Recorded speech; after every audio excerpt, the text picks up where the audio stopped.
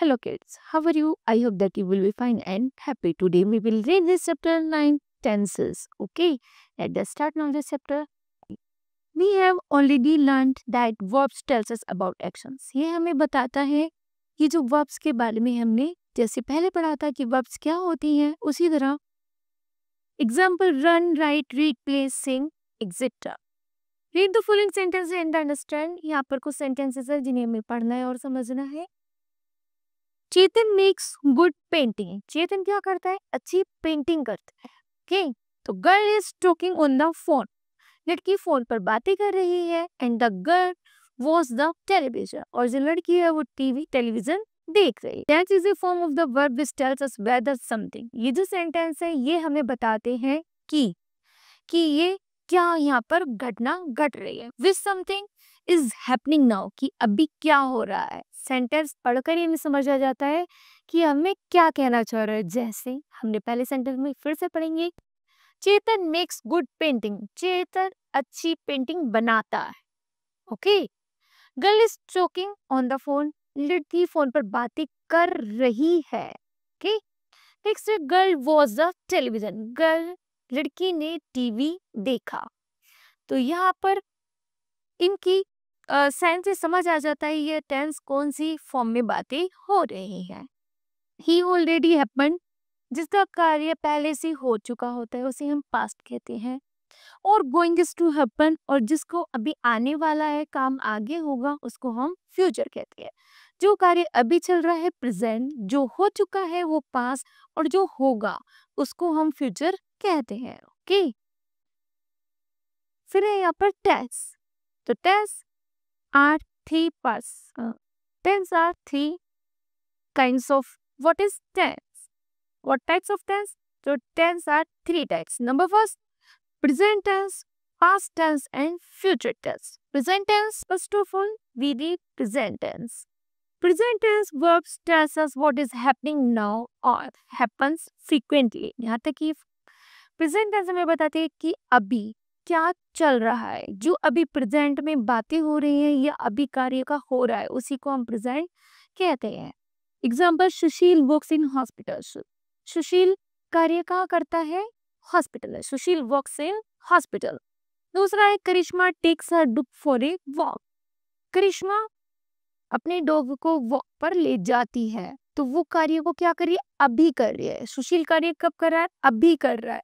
तो जो कार्य अभी हो रहा है उसी को हम प्रेजेंट टेंस कहते हैं. Okay, in this sentences the word works and takes show that the actions. ये जो टेक्स और शोज है ये क्या है? ये हमारे क्या है? एक्शन वर्ड्स है. हैपेंस एवरीडे, जो प्रत्येक दिन कार्य का पता चलाते हैं. नेक्स्ट है past tense. Past tense must tells us what has already happened. Past tense का मीन होता है जो कार्य पहले से हो चुका होता है.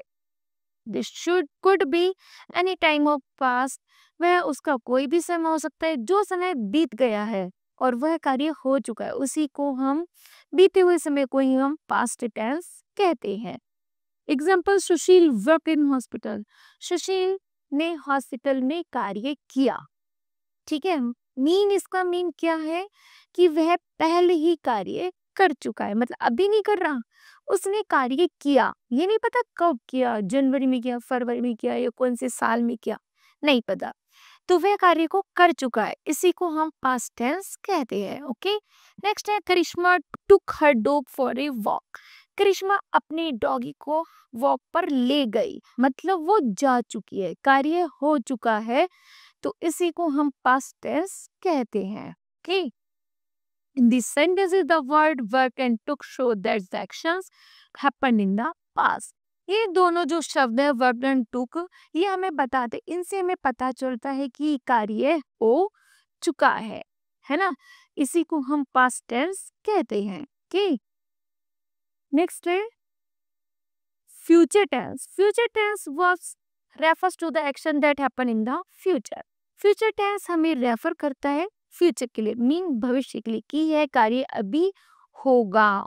Okay, for example, Sushil will work in hospital. Sushil is Sushil hospital में कार्य करेगा, मतलब अभी नहीं कर रहा, वो करेगा। ये नहीं पता कब करेगा, कल से करेगा, परसों से करेगा, नहीं पता है ना।